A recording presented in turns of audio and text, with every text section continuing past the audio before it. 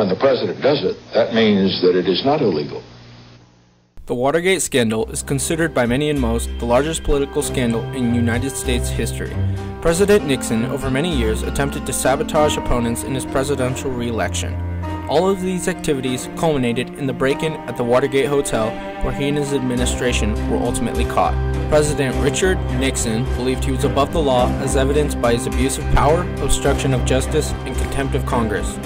Richard Milhous Nixon was born on January 9, 1913 in Yorba Linda, California.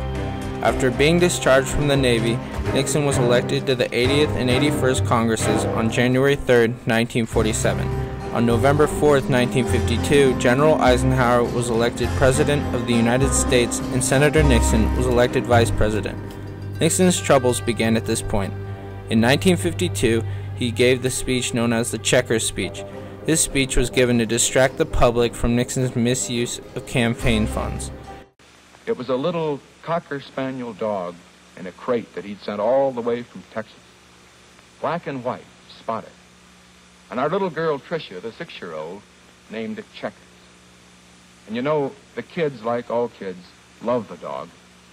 And I just want to say this right now, that regardless of what they say about it, we're going to keep it. Nixon brilliantly succeeded in turning the attention from campaign finances to his family values. From 1952 to 1960, Nixon was vice president under Dwight Eisenhower. In 1960, Nixon lost the presidential election to John F. Kennedy. This damaged Nixon mentally and emotionally. It was so devastating for President Nixon that it caused Nixon to do anything to win. He couldn't lose again. While being a private citizen in the 1960s, Nixon traveled across the globe and increased his popularity while he campaigned. Finally, he ran for the Republican Party in 1968 and was finally elected the 37th president on January 20th, 1969. The Watergate scandal started in Nixon's first term, but it wasn't until after, when he was reelected and serving his second term, when the Watergate scandal came out as public. In order to ensure success, President Nixon felt obligated to do anything to win. This included spying, hurting other candidates, and hiding his faults by keeping the tapes from the public. Nixon was paranoid about all groups of people, but 3 main groups especially scared him: Jews, intellectuals, and Ivy Leaguers. All of this paranoia led to Nixon's famous enemies list, a group of individuals that Nixon had watched and audited by the IRS. The original list contained 20 names of people who Nixon felt threatened by. It included famous actors, directors, article writers, political jokers, and leaders of organizations to dump Nixon. Nixon made this plan to ruin careers of or eliminate his opponents. Nixon showed he was above the law and violated the rights of millions of Americans, as evidenced by his abuse of power.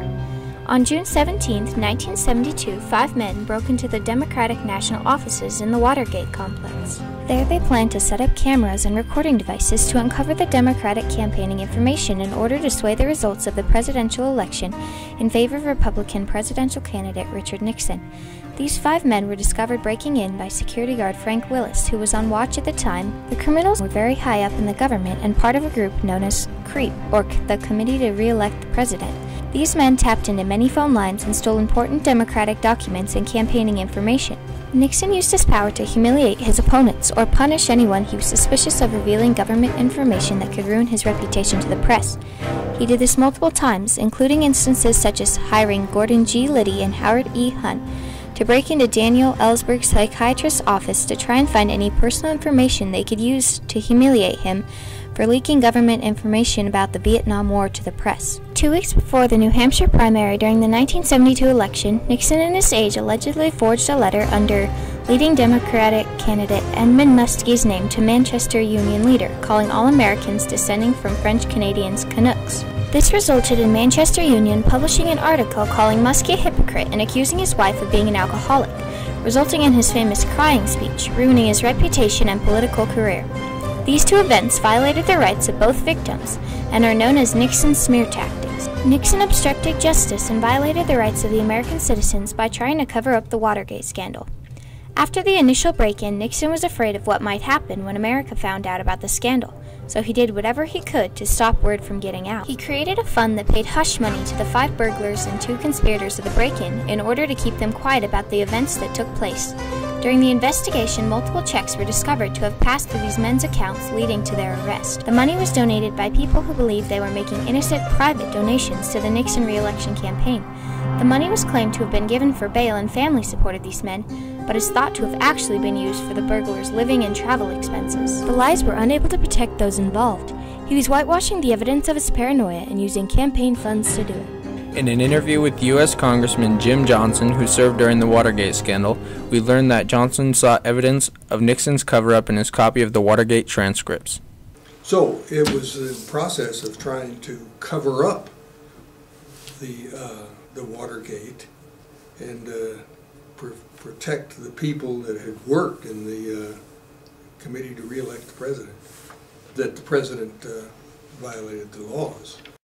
When the FBI started obtaining secret information and getting leads in the scandal, Nixon felt very threatened and decided he needed to do something to stop or slow down the investigation. He misused the CIA and the Secret Service by ordering them to tell the FBI to stop investigating for national security reasons. The CIA refused, however, and investigations continued. On October 21, 1973, Nixon ordered Attorney General Elliot L. Richardson to fire Watergate Special Prosecutor Archibald Cox in order to stop him from obtaining the secret White House tapes he was pursuing. The tapes included a conversation between Nixon and H.R. Haldeman discussing their plan to have the CIA stop the FBI investigation. This led to Richardson and his Deputy Attorney General, William D. Ruckelshaus, both resigning to avoid firing Cox. Nixon frantically turned to Solicitor General Robert H. Bork to fire Cox. Bork, fearing losing his job, followed Nixon's order and fired Cox. This event was known as the Saturday Night Massacre and enraged the American public, sparking the first major cynicism in America. Nixon's attempts to slow the investigation failed, however. The new special prosecutor, Leon Jaworski, continued Cox's investigations and finally obtained the tapes. Throughout all of this, Nixon violated the rights of Mr. Cox, the FBI, and the American people by lying and obstructing justice. Nixon believed he was above the law, as evidenced by his contempt of Congress. Nixon refused to give evidence to the judicial court and failed to reveal or show papers asked of him on April 11th, May 15th, May 30th, and June 24th of 1974.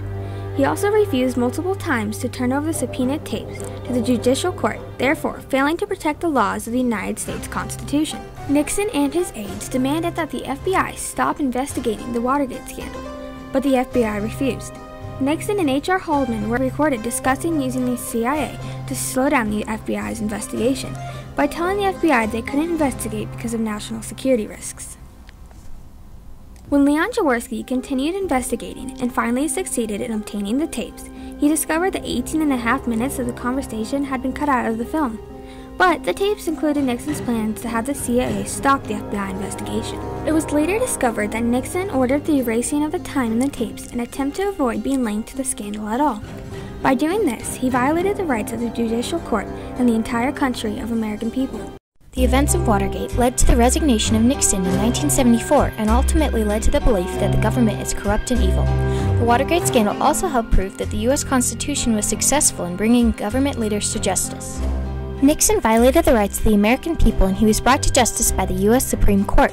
While the Watergate scandal led to more uncertainty in the government, it gave more faith in the Constitution and the U.S. court system, showing that even if the government is corrupt, our court system will always hold true to its values. Did Nixon respect the law? He resigned the presidency on August 8, 1974. Washington Post reporters Bob Woodward and Carl Bernstein used the First Amendment, their rights given to them as American citizens for freedom of speech, to expose Nixon's role in Watergate. These two reporters were aided by an anonymous source named Deep Throat to obtain and expose the criminal activities of Nixon and his aides during the Watergate scandal. When the scandal was exposed, it troubled the entire nation and brought to the attention of the government. When brought to the attention of the government, Nixon was brought to justice. Fortunately for Nixon, he was pardoned of all his crimes by his successor Gerald R. Ford. Nixon spent the rest of his life after Watergate seeking redemption, writing books, and traveling the world. Ironically, Nixon advised 5 different presidents between the years of 1976 and 1994. As Special Prosecutor Leon Jaworski once said, "From Watergate we learned what generations before us have known. Our Constitution works, and during the Watergate years it was interpreted again so as to reaffirm that no one, absolutely no one, is above the law."